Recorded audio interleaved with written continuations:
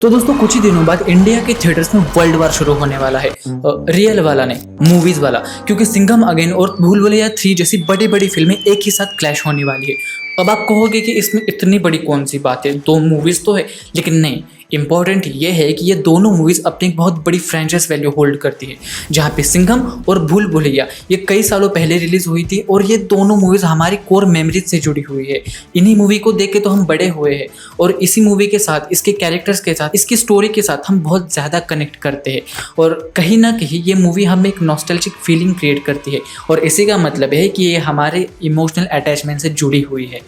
लेकिन वो तो कई सालों पहले की बात थी। अगर हम अभी में आए 2024 में, जहाँ पे इसका थ्रीक्वल थर्ड पार्ट रिलीज होने वाला है, तो क्या हम इसके लिए तैयार है? और उससे ज़्यादा इम्पोर्टेंट, क्या ये दोनों मूवीज सच में इम्पोर्टेंट थी? क्या इनकी ज़रूरत भी थी या ऐसे ही मनी ग्रैब करने के लिए इन मूवीज़ को बनाया गया है? इसी का जवाब देने तो मैं आया हूँ, आपका रिव्यू वाला भाई ओमकार विद फिल्म चर्च। अब देखिए, मूवी पे तो हम कुछ भी नहीं बोल सकते क्योंकि मूवी तो अब तक रिलीज हुई भी नहीं है, लेकिन इन दोनों का ट्रेलर जरूर रिलीज हो गया है और उसी ट्रेलर के बेस पे हम इन दोनों मूवीज का एक कंपैरिजन बनाने वाले हैं। अब देखिए, ये कंपैरिजन जो है ये 2 सेक्शंस में डिवाइड होगा, एक कंटेंट और सेकंड प्रॉफिट। जो प्रॉफिट के लिए तो मूवी बनाई जाती है। तो देखिए, अगर हम कंटेंट की बात करें तो इन दोनों मूवीज़ का कंटेंट बहुत ही डिफरेंट है क्योंकि इन दोनों मूवीज़ का जॉनरा डिफरेंट है। जहाँ पे सिंघम एक मास मसाला एक्शन मूवी है, वहीं पे भूल भुलैया एक हॉरर कॉमेडी मूवी है।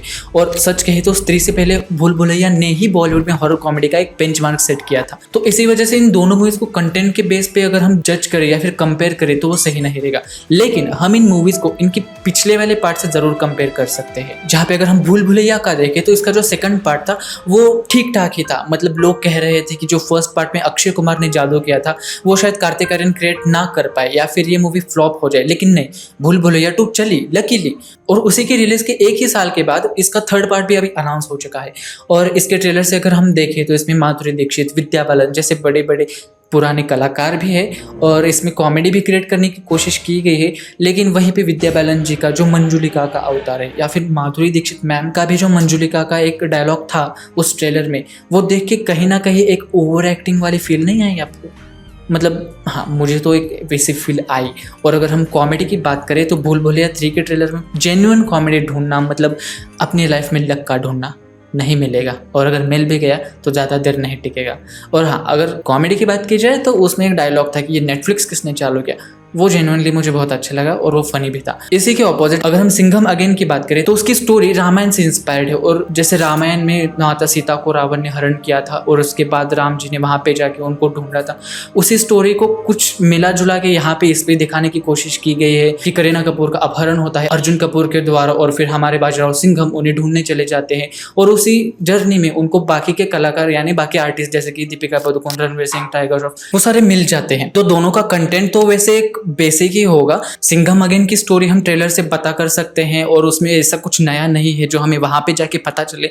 लेकिन भूल भुलैया 3 के ट्रेलर में उन्होंने सस्पेंस बना के रखा है कि पूरी स्टोरी दिखाई नहीं है हमको, तो उसके लिए तो जाना बनता ही है थिएटर में। अब देखिए, कंटेंट का पार्ट एक अलग हो गया, लेकिन अगर हम बात करें प्रॉफिट की तो वो सबसे इंपॉर्टेंट रोल प्ले करता है क्योंकि जहाँ पे भूल भुलैया 150 करोड़ तक बनी है, वहीं पे सिंघम अगेन 350 करोड़ से ऊपर में बनी है। और इसी के लिए इन दोनों को प्रॉफिट के मामले में कंपेयर करना तो बनता ही है। अब देखिए, प्री रिलीज पहले के जो राइट्स होते हैं यानी कि डिजिटल राइट्स, म्यूजिक राइट्स, इनको मिला के भूल भुलैया ने तो अपने लगभग 135 करोड़ का बजट रिकवर कर लिया है और सिंघम अगेन ने अपना 200 करोड़ रिकवर कर लिया है। और इसी से हम पता कर सकते हैं कि कौन प्रॉफिट में है। हाँ, भूल भुलैया आसानी से 15 करोड़ से ज़्यादा कमा लेगी और अपना सारा बजट रिकवर कर लेगी, लेकिन सिंघम अगेन को वैसे करने के लिए कम से कम 150 से 200 करोड़ तो कमाने होंगे। और इसी के साथ अगर हम डिस्ट्रीब्यूशन की बात करें तो आई थिंक सिंघम अगेन के जो मेकर्स है उन्होंने 60% ऑफ स्क्रीन एक्वायर कर ली है। नहीं, इसमें सिंगल स्क्रीन इंक्लूडेड नहीं है।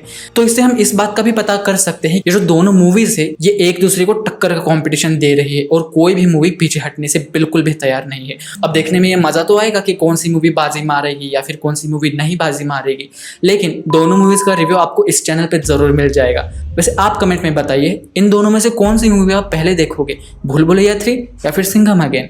ऐसे ही और कंटेंट देखने के लिए इसी चैनल को अभी सब्सक्राइब कीजिए और इसे लाइक और शेयर करना बिल्कुल मत भूलिएगा।